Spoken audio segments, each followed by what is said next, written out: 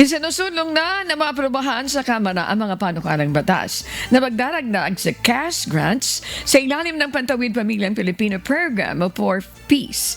Ayon kay House Majority Leader at Ilocos Norte 1st District Representative Sandro Marcos, puspusan ang ginagawang pagtatrabaho ng House Committee on Appropriations para maipasa ang budgetary requirements ng naturang panukala.